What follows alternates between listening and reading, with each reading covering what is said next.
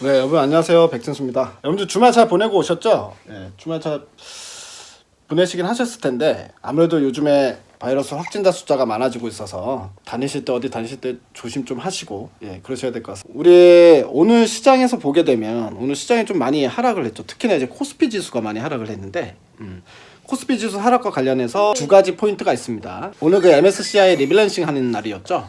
그 MSCI 리밸런싱 하면서 우리나라 비중을 또 축소를 해야 되는 상황이 발생이 됐어요.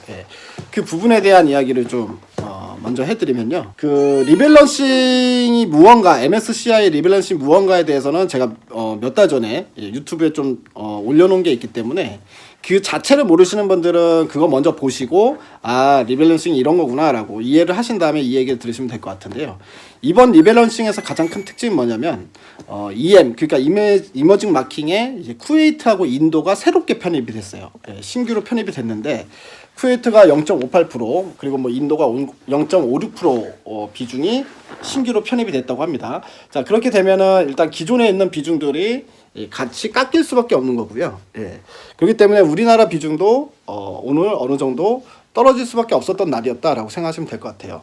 자, 그런데 그거를 이제 우리가 자금 기준으로 보게 되면 우리가 이머징 마켓 2조 달러 기준으로 보게 됐을 때 오늘 시장에 나올 수 있는 매도 규모는 한 6천억에서 많으면 9천억까지 나올 수 있다. 이런 전망이었는데요. 실제 오늘 외국인들의 매도 규모가 2조 4천억이었잖아요. 그래서 결국에는 그게 이제 외국인들 수급에 영향을 미치는 건데 2조 4천억이면 사실 이머징 마켓으로 전부 다 설명이 되는 게 아니죠. 뭐 기관들이야 요즘 들어서 계속해서 매도를 한다고 했지만 우리 시장에서 계속 매도를 했죠. 특히나 연기금은 계속해서 팔아치우고 있는 상황인데 최근에 우리 시장이 그래도 계속해서 상승세를 보여줬던 거는 외국인들 수급의 힘이었습니다. 외국인들 같은 경우에는 계속해서 오히려 수급이 긍정적이었죠. 그러면서 우리 시장을 11월 달에 끌어올리는 역할을 외국인들이 해줬는데, 근데 오늘은 뭐 기관들이야 뭐 맨날 파는 것들 그냥 팔던가 말던가 신경 쓰지 말고요. 외국인들 같은 경우에 오늘 이머징 마켓 관련돼서 그러니까 MSCI 리밸런싱 관련돼서 매도 물량이 나온다고 하지만 생각보다 너무 많은 물량이 나왔다. 특히 코스피에서만 2조 4천억 원어치 매도 물량이 나왔기 때문에 그 부분에 대해서 우리가 생각해 볼 필요가 있는데요. 사실 이제 그 두 번째 이유는 뭘까요? 그럼 이머징 마켓으로 전부 다 설명이 안 되니까 외국인 매도가 두 번째 외국인들이 이렇게나 많이 판 이유 두 번째 이유는요. 저는 이제 이번 주말에 좀 어느 정도 힌트를 좀 얻었습니다. 주말에 여러분들 뉴스 보셨다시피 이제 미국에서 바이러스 확진자가 20만 명, 일 기준으로 20만 명을 돌파를 했잖아요. 이렇게 되면 거의 좀비 영화를 찍어야 될 수준 아닌가 싶은 정도로 너무 많은 확진자가 발생이 됐습니다. 그래서 여러분들 아시다시피 이제는 코로나 확진자가 많이 발생한다고 해서 시장이 아주 크게 출렁이거나 시장이 폭락이 나오거나 그러진 않죠. 왜 그러냐면 이미 시장에 녹아든 이슈기 때문에 그렇지만 약간 묵직하다는 겁니다. 20만 명이라는 확진자 수는 여러분들이 생각하시기에도 좀 겁이 날 정도로 약간 묵직하게 다가오지 않습니까? 약간 이제 그런 부분들 때문에 시장에 오늘 외국인들의 차익 실현 매물이 좀 나온 거 아니냐 이렇게 좀 판단을 하고 있고요.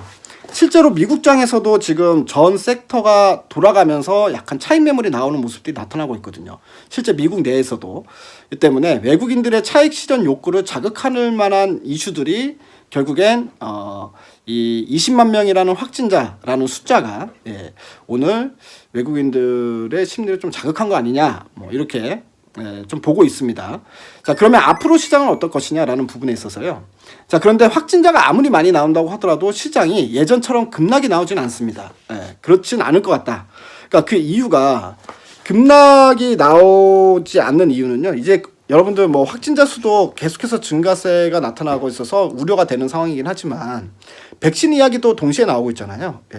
그래서 화이자 백신 같은 경우에는 유럽에서 먼저 다음 주에 승인 신청 떨어져서 이제 곧 백신 투입이 시작된다고 하잖아요. 그래서 백신 뉴스가 있고 그 다음에 아직까지 미국의 경기 부양책 이슈가 남아있는 상황이죠. 그렇기 때문에 시장에 유동성을 공급해주는 효과와 그 다음에 백신 효과 이거에 대한 기대감이 아직까지 살아있는 상황이기 때문에 코로나 확진자가 단순히 증가한다, 폭증한다고 해가지고 주가가 급락이 나오기보다는 대신에 아직까지 그 소식이 나온 건 아니기 때문에 그 좋은 소식들 뭐 백신이라던가 아니면 부양책 소식이 뭐 이제 결론이 난 건 아니기 때문에 기대를 하고 있는 상황이고 기다리고 있는 상황이잖아요. 이번 주 시장은 좀 심하게 치고 올라가기도 좀 힘들다. 라는 거고요. 예, 너무 이제 확진자가 너무 이제 그 뭡니까 묵직하게 다가오기 때문에 두 번째는 그렇다고 시장이 급락이 나오지도 않는다. 시장이 급락이 나오면 바로 또다시 이제 유동성 효과와 백신 효과 때문에 또는 이 학습 효과.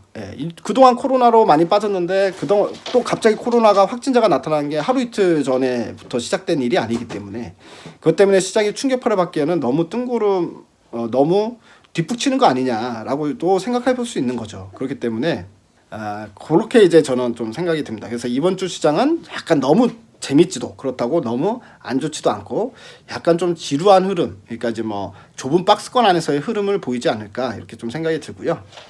오늘 삼성전자 이야기도 나왔습니다. 삼성전자가 최근에 주가가 계속해서 올라가다가 오늘 장 빠지니까 그런지 삼성전자도 뭐 3% 가까이 하락을 했다. 66,000원까지 66,000원대까지 떨어졌다라는 이야기가 나오고 있는데 삼성전자는 이제 5만 원대 계속 주워 담아라라고 제가 이전부터 말씀을 드렸. 지금 사실 뭐 최근에 올라간 다음부터는 아예 뭐 6만 원 후반대까지 올라가 버리다 보니까 7만 원 가까이 올라가다 보니까 뭐 5만 원대 다시 살 수 있는 기회가 올지 안 올지 모르는 상황이죠. 그렇기 때문에 다시 한번 기준을 잡아드리면 이제 6만 5천 원을 기준으로 잡고 삼성전자가 최근에 주가가 조금 하락을 해갖고 예를 들어서 조정이 나와서 삼성전자가 6만 5천 원 아래로 내려온다라고 했을 경우에는 이거는 또 다시 뭡니까?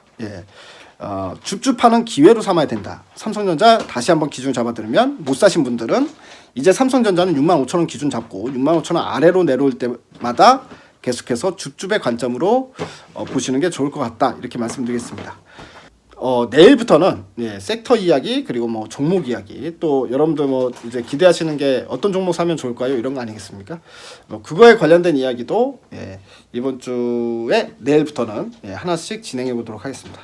감사합니다.